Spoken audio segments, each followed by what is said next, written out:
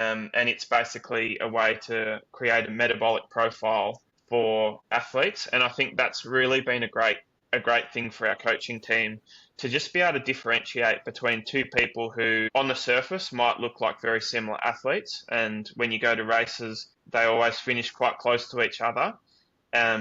But what they actually enjoy in training can be quite different, and the way they produce their energy is quite different as well. So one might be a little bit more like your diesel engine tractor, and the other one's a bit more like your V8 supercar. So just being able to That's some create a metabolic really profile.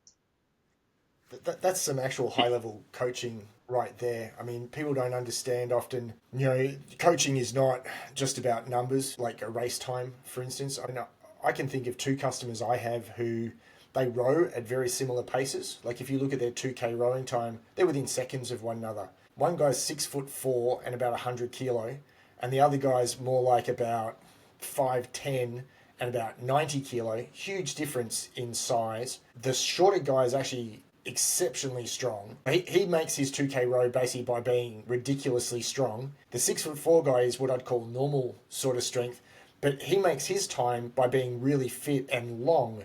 And so like, every Yeah, stroke is it's about 1.5 strokes for the other guy. So two very different guys, but to make them row fast requires two very different kinds of trainings. yeah, That's some definitely. very high level coaching you're talking about is being able And to discern between two people running at the same pace, but realizing they're creating it entirely differently. yeah, and then I think a way that we can recognize that playing out in practical terms is uh, one of them might be 10 minutes early to training the next day, and the other might be 10 minutes late. And it's not because their motivation's different, it's just the toll that it's taken on one of them is significantly higher than what it's taken on the other. And yeah, these things we just need to be able to account for that and understand why.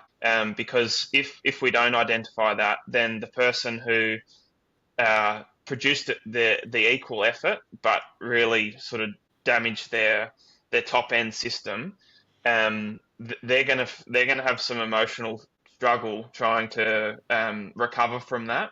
And if they're just judging their motivation or their commitment, then they're just going down a path that they really don't need to be. And I think that's where you could probably lose some great people to the sport just because they would say, no, I just can't keep doing that. So yeah, there's a lot of ways that you can see it playing out in the lifestyle.